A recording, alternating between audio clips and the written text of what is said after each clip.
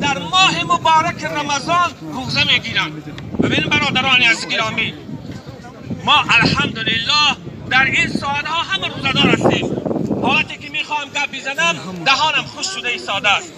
این اشاره به آن میکند که جنت عاشق یکایک ما و شما، خصوصا استاد ارجمند مرحوم ما که امروز در دهه رحمت خدا جانش نشا گرفت. چه مرتبه عالیه در ماه مبارک رمضان در دهه رحمت و در حالت روزداری و صومداری. به سبب برادران عزیز گرامی همین 4 صفت را که الان شما شد. عزیزان اهل اسلام، از مرگ چاره ای نیست. از مرگ جای خلاصی و جای گریز نیست. از مرگ جای پنهان شدن نیست، چون که الله مهربان در کلام اقدسی خود میفرماید که کل نفس ذائقة الموت ثم الینا ترجعون. هر نفس چشنده شربت مرگ است، سپس به سوی ما برگردانیده میشوید. در این آیه مبارکه یک اخبار عمومی به تمام بشریت است که هر ذی روحی که در این عالم هستی وجود دارد به نوبت شربت مرگ را می چشد. از مرگ جای خلاصی و جای گریز. الله مهربان ما این بنده نیک را از ما گرفتی، بهترین ما را از ما گرفتی. خدایا در عوضش به ما نکی بده. خدایا در عوضش بهترین ها را به ما جایگزین بده.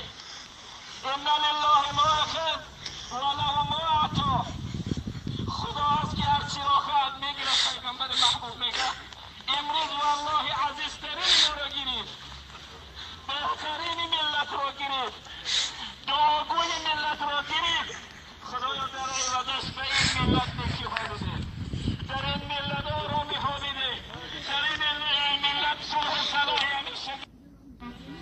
موت العالم موت العالم، این موت انسانهای عالم و دانشمند و پیشوایان دین مقدس اسلام، این موت انسانهای عالم و دانشمند و پیشوایان دین مقدس اسلام، این موت عالم است.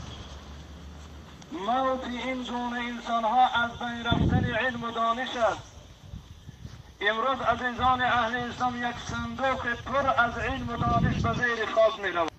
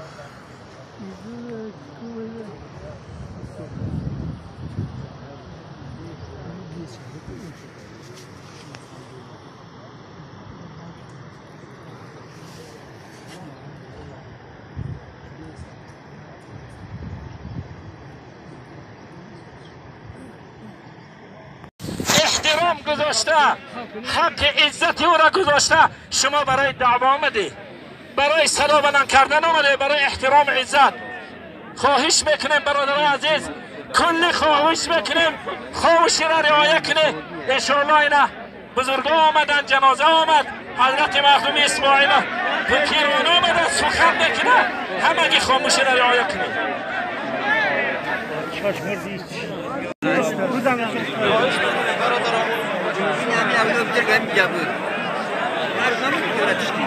بسم الله الرحمن الرحیم. الحمد لله و الصلاة و السلام علی رسول الله. اما بعد السلام از همه شما خواهش میکنیم خاموشی را رعایت کنید. دوستای خدا آمدن خودشون می‌نشینند، شما جای خدا ببرید.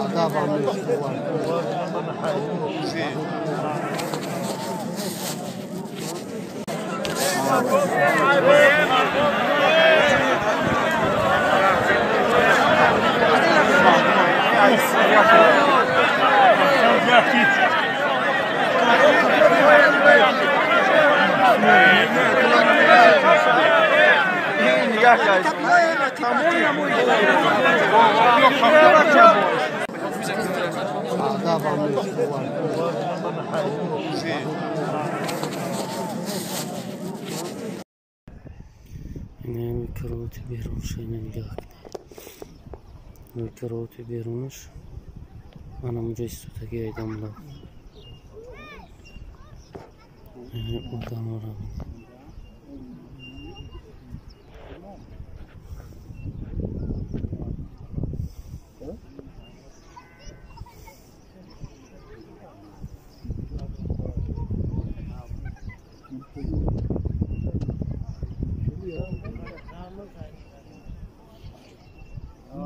نمیخوادم میگه تا پایینه حقیقت بسیار داره پول پره میگه اینو نگاه کن آدم نگاه کن اون اونجا رفته ایسان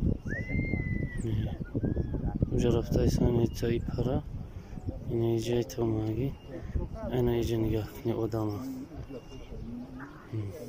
غافل مشو که عمر عزیزت دوباره نیست، در بندگی بکوش که فرصت همین دم است، زیرا که روز مرگ به کس آشکار نیست. عزیزان از مرگ چاره نیست، اما مرگ بعض انسان ها این برای عالم عزیزان موت عالم است. چنانکه که بزرگان میگویند موت العالم موت العالم، این موت انسان های عالم و دانشمند و پیشوایان دین مقدس اسلام این موت عالم است.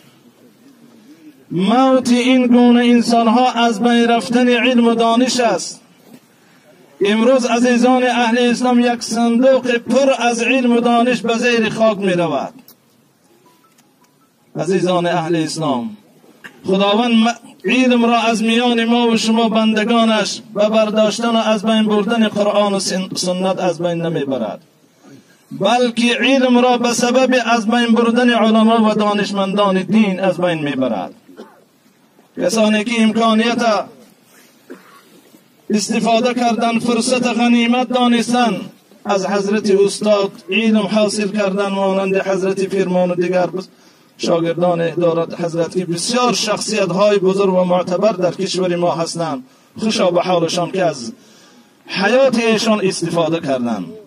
اما کسانی که حیات ایشان را غنیمت ندانستند، فرصت غنیمت ندانستند، امروز علم به زیر خاک می رود. عزیزان، رسول اکرم صلی الله علیه و سلم در حدیثی که حضرت عبدالله ابن عمرو بن عاص رضی الله تعالی عنه روایت میکند که سمعت رسول الله صلی الله علیه و سلم یقول إن الله لا يقبض العلم انتزاعا ينتزعه من العباد ولكن يقبض العلم بقبض العلماء حتى إذا لم يبق عالما اتخذ الناس رؤوسا جهالا فسئلوا فأفتوا بغير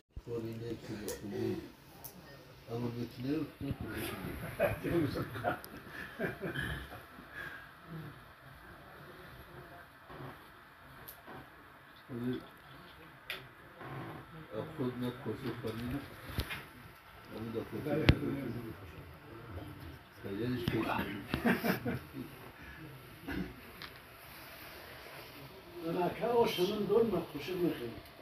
تقول ما تشوف الناس يجي.